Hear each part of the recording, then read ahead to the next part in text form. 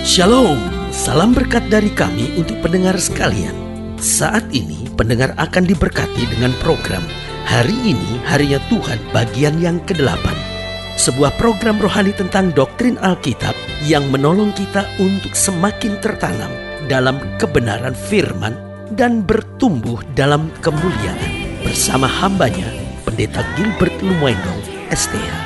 Banyak orang merasa doktrin Alkitab sebagai sesuatu yang membingungkan. Tetapi tahukah saudara bahwa doktrin Alkitab intinya adalah memahami Alkitab dengan benar, dengan pemahaman yang sistematis, sehingga kita terus dapat tertanam di dalam kebenaran firman, sehingga kita terus bertumbuh di dalam kemuliaan Allah. Buka hati saudara sekalian untuk menerima berkat-berkat firman-Nya hari ini. Pada dasarnya Tuhan kita adalah Tuhan yang teratur. My God is God of order. Apapun yang Tuhan ciptakan pasti teratur. Coba saudara lihat, Tuhan menciptakan pagi, maka Tuhan menciptakan malam. Tuhan menciptakan matahari, Tuhan juga menciptakan bulan. Tuhan menciptakan darat, Tuhan juga menciptakan lautan. Tuhan menciptakan laki-laki, Tuhan juga menciptakan wanita. Jadi dari sini kita bisa melihat bahwa Allah kita adalah Allah yang teratur. Tetapi seringkali manusia membuat aturan-aturan Tuhan ini berantakan. Karena itu hidup yang indah ini, waktu hidup kita teratur. Nah, pertanyaannya, dia teratur dalam hal apa? Harus kita akui dia teratur dalam segala hal. Dalam ciptaannya, dalam penyertaannya, dan di dalam janji-janjinya. Itu sebabnya yang pertama saya coba catat bahwa dia teratur dalam mengatur keadilan buat kita. Saudara yang kasih dalam Tuhan, orang boleh saja mencurangi kita, tetapi kita tetap akan menerima keadilan. Karena itu Alkitab berkata, hakku terjamin kepada Allah. Makanya hidup Kristen bukan hidup yang memperjuangkan keadilan, tetapi hidup Kristen adalah hidup yang berserah penuh pada Tuhan dan meyakini bahwa dari Tuhan keadilan kita pasti datang tepat pada waktunya. Karena itu hidup Kristen bukan hidup yang menyerah, hidup Kristen bukan hidup yang putus asa, hidup Kristen bukan hidup yang memaksakan kehendak, hidup Kristen adalah hidup yang menantikan pertolongan Tuhan yang akan datang tepat pada waktunya buat kita. Yang pertama, dia teratur dalam mengatur keadilan buat kita. Kalau kita berjuang, pasti ada mahkota. Kalau kita meneteskan air mata, pasti kita akan melihat janjinya digenapi. Haleluya. Makanya Alkitab berkata Tuhan dekat dengan orang yang hancur hati dan remuk jiwanya. Dan Alkitab dengan tegas berkata orang yang menabur dengan air mata akan menuai dengan sorak-sorai. Jadi yang pertama, dia teratur dalam mengatur keadilan buat kita. Yang kedua, dia teratur dalam menyediakan berkat dan talenta buat kita. Makanya Alkitab berkata ketika Tuhan itu pergi, dia memberikan yang seorang 5 talenta, yang seorang 2 talenta, yang seorang lagi 1 talenta. Masing-masing menurut apa? Kesanggupannya. Jadi setiap orang diberikan Tuhan berkat, talenta yang kelihatannya berbeda, tetapi semuanya sebetulnya demi keadilannya, demi keteraturannya. Loh, ada orang yang memang pantasnya dapat segitu, lebih dari segitu dia akan stres. Kenapa? Kekuatannya cuma segitu. Makanya hidup Kristen itu nggak boleh iri. Hidup Kristen itu di tengah perbedaan kita tahu itulah kekayaan kemuliaan Tuhan. Nggak perlu yang satu mengkritik yang lain. Wah, itu pendetanya orang kaya, sementara pendeta satu akan berkata, wah itu pendeta kurang diberkati. Wah, akhirnya gereja besar akan menekan gereja kecil sambil berkata, itu gereja-gereja kecil kurang doa. Sementara gereja-gereja kecil akan berkata, wah itu gereja-gereja besar cuma menang strategi aja, tetapi nggak lagi hidup di dalam tuntunan Tuhan. Wah, ada aja omongan serangan sana sini. Kenapa? Karena kita nggak yakin bahwa Allah itu teratur. Dia menyediakan berkat, talenta bagi masing-masing kita dalam keteraturannya. Yang ketiga, dia teratur dalam memberikan mahkota serta pahala bagi setiap yang setia. Jadi jangan khawatir pendeta saudara mungkin tidak menghargai saudara. Mungkin orang yang kau tolong kok kayaknya tidak balas budi. Nggak apa-apa saudara. Karena segala yang kita tabur buat Tuhan, mahkota dan pahalanya sudah tersedia buat kita dalam kepastiannya. Haleluya. Dan yang keempat, dia teratur dalam mengizinkan masalah, tantangan, dan pergumulan dalam hidup kita. Makanya Alkitab berkata, pencobaan yang kamu alami tidak pernah melebihi kemampuanmu. Makanya Alkitab berkata, satu utas rambutmu pun tidak akan jatuh ke tanah tanpa seizin Tuhan. Berarti kita diajar hari ini kembali bahwa dalam keteraturannya dia mengerjakan segala sesuatu dalam keindahan kemuliaannya. Haleluya. Selamat datang dalam program kita hari ini, harinya Tuhan, sebuah program rohani yang kembali mengingatkan kepada kita betapa pentingnya kita menjadikan firman Tuhan sebagai dasar kesabaran hidup kita.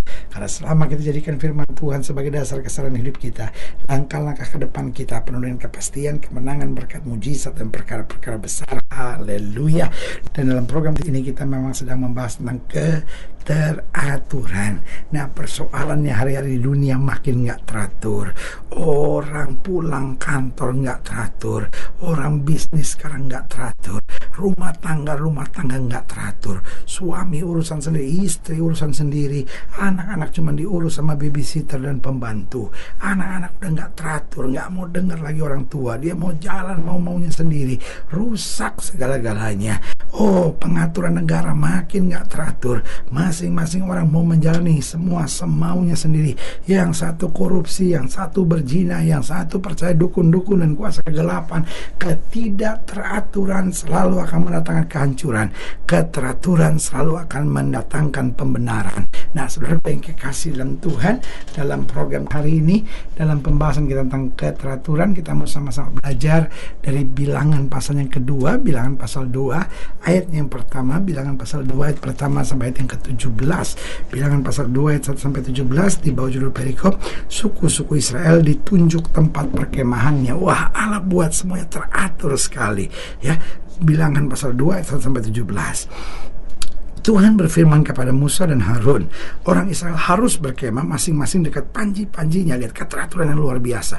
Orang Israel harus berkemah masing-masing dekat panji-panjinya menurut lambang suku-sukunya. Mereka harus berkemah di sekeliling kemah pertemuan agak jauh daripadanya. Yang berkemah di sebelah timur dekat panji-panjinya ialah Laskar Yehuda. Menurut pasukan-pasukan mereka, pemimpin Bani Yehuda ialah Nahason bin Aminadab. Pasukannya terdiri dari 74.600 orang yang dicatat. Yang berkemah di dekatnya ialah suku Isakar. Pemimpin Bani Isakar ialah Netanel bin Zuar. Pasukannya terdiri dari 54.400 orang yang dicatat. Kemudian suku Zebulon. Pemimpin Bani Zebulon ialah Eliab bin Helon. Pasukannya terdiri dari 57.400 orang yang dicatat.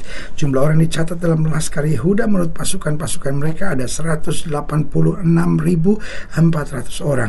Mereka yang terdahulu berangkat. Panji-panji Laskar Ruben adalah di sebelah selatan.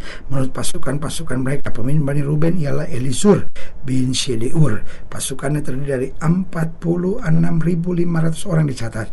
Yang berkemah di dekatnya ialah suku Simeon. Pemimpin Bani Simeon ialah Selumiel bin Surish Yadai. Pasukannya terdiri dari 59.300 orang yang dicatat. Kemudian suku Gad, pemimpin Bani Gad ialah Eliasaf bin Rehuel. Pasukannya terdiri dari 45.650 orang yang dicatat.